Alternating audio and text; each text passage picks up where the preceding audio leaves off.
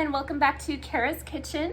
I do want to take a moment just to thank all of you who are watching my video right now and who have watched my videos, who have subscribed. I just want to let you know it means so much to me that you're taking the time to watch and learn and cook with me. So thank you so much for that. I just wanted to give you a special shout out. As I said in my previous video, we are going to be going over how to cook a whole chicken. Now, some people think, oh, you know, it's kind of scary to cook a whole chicken just because you're not sure about cooking temperatures and overcooking and undercooking. So you don't want to do either of those with the chicken. So I'm going to show you a really easy recipe to make it taste really good. As always, when you're cooking with raw meat, specifically chicken and fish, you want to make sure that you're constantly washing your hands, that you're keeping your workstation clean, because we don't want to get, you know, any icky chicken germs all over the place. So I have all my ingredients together. Let's get cooking.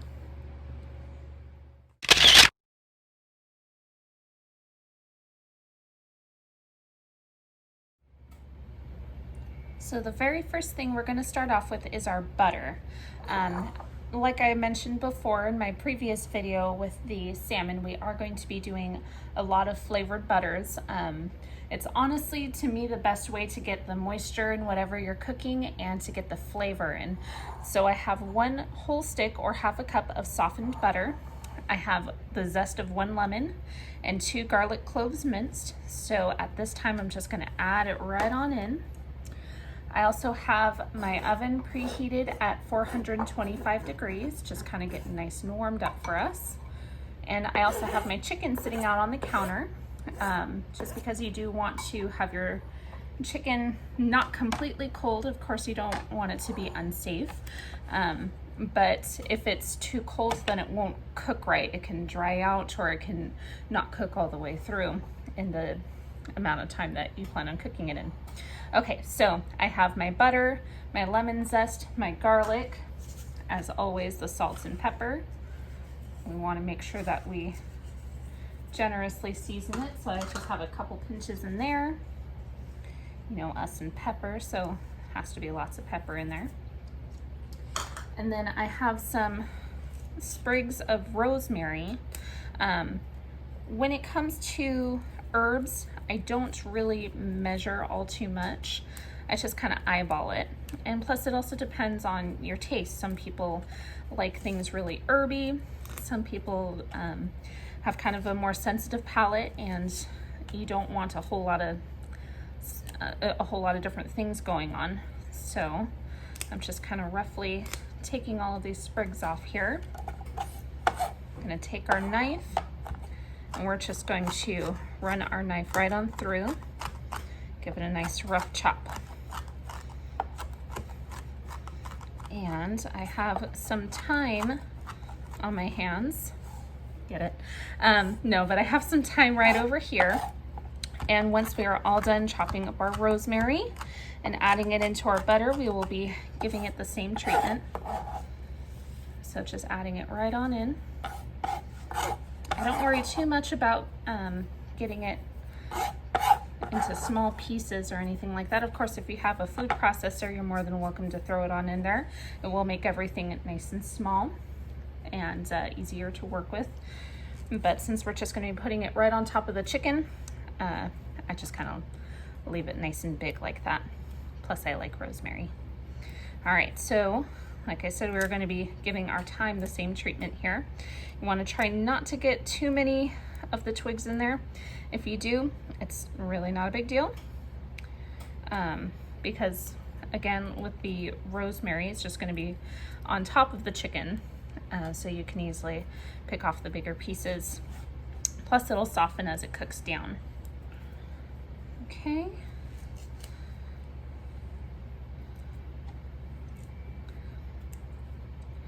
And I do like using the fresh herbs over the dried herbs, just because with the fresh herbs, not only do you get the aroma with it, but you get a slightly different flavor than when you use dried herbs. To me, you get a little bit more out of it, because in stores, when you have the dried herbs, it's been kind of dried out, it's maybe been sitting on the shelf for a while. This, we know it was picked, and we are now preparing it to put inside of our food. So that's just my personal preference. And then as you see, the thyme leaves are much smaller, so we don't have to worry about getting them as small because they're already pretty tiny. Again, just kind of giving it a nice rough chop. There we go. Add that right on in there. Okay. And then we are going to add one more thing in here.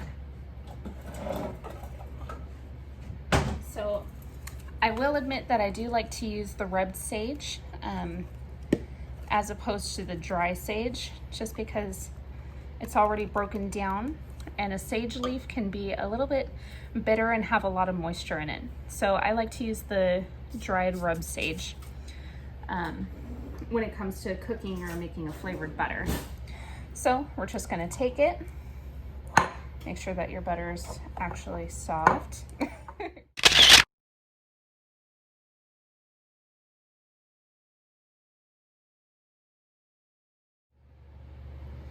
So we have our finished product of our butter. It's nice and mixed together. It's been sitting off to the side here for a few minutes while I've been getting the chicken patted dry.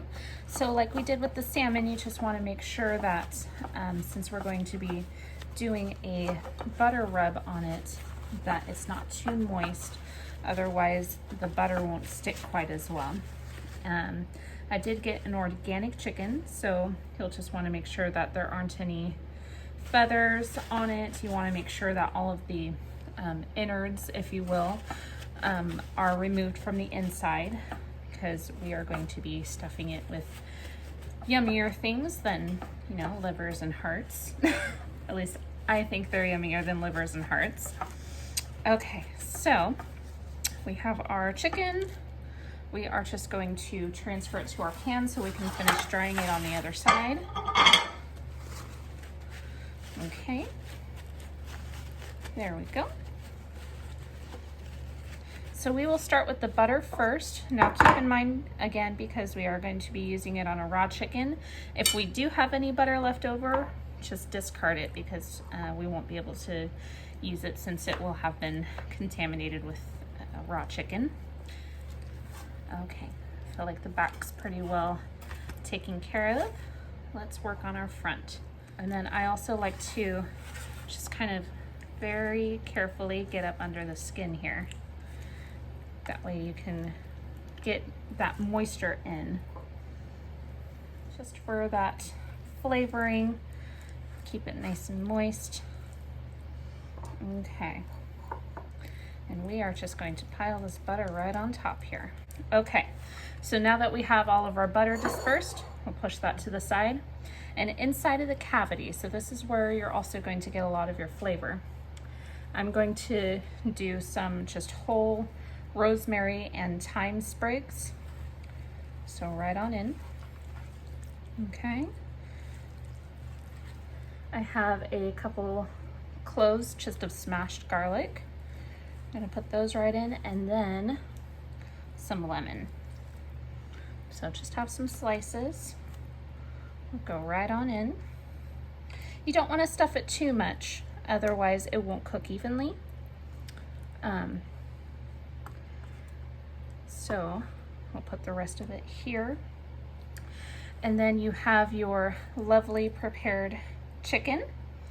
The reason why you don't want to stuff it too much is just like when you stuff your Thanksgiving turkey, it's always going to take longer with the stuffing in it, so it won't cook evenly. So what we're going to do, we are going to put this in our oven at 450 degrees just for 15 minutes. And then we are going to drop it to 350 degrees. You are going to cook this for 20 minutes per pound. Now I have a 4-pound chicken here, so that's going to be 80 minutes in the oven, but always make sure that you check on your meat thermometer, and we'll be doing that as soon as it is done in the oven.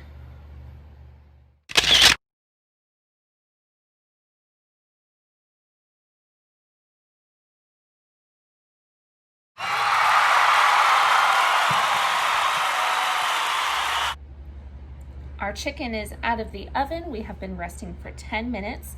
I did put my meat thermometer right here in the thickest part of the chicken, which is going to be the thigh, the thickest part of the thigh, that is. So you do want it to read 180 degrees. That's what my food thermometer says for poultry. You will see varying temperatures on the internet, but I wanted to just make sure that we're extra safe, and since that's what mine has printed on there, that's what I went with. So 180 degrees is the internal temperature. And I did give you 2 different cooking times to start with, so I just wanted to verify.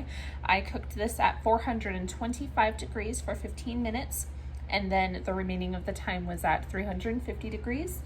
Halfway through the cooking time, I did baste it. That's just taking the sauce and drizzling right on top and inside.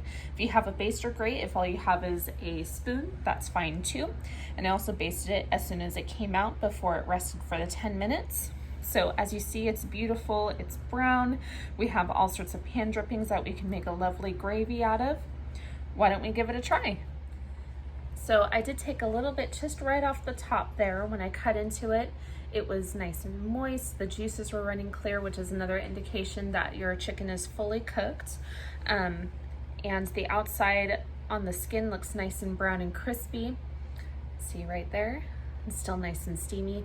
And then the inside is nice and tender. Let's try it out.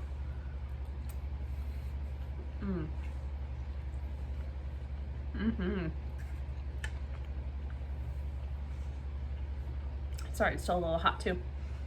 So we get the wonderful herb medley from the sage and the rosemary and the thyme. We get the tenderness of the chicken, and the skin is nice and crisp. That's amazing. And I do like to make this ahead. That way you can use it for really anything you can use shredded chicken in. So I'll make it like on a Sunday and use it for the first few days of the week. So once this cools, I'm going to just kind of take it apart and shred it. Or if you're doing it for a really nice dinner, you can present it just like this and serve it with some potatoes and some vegetables. That's where that gravy will come in really handy. Using the pan drippings to make that. This came out awesome. Okay, well, those of you that try that, you should feel very proud of yourselves that you successfully made a whole chicken.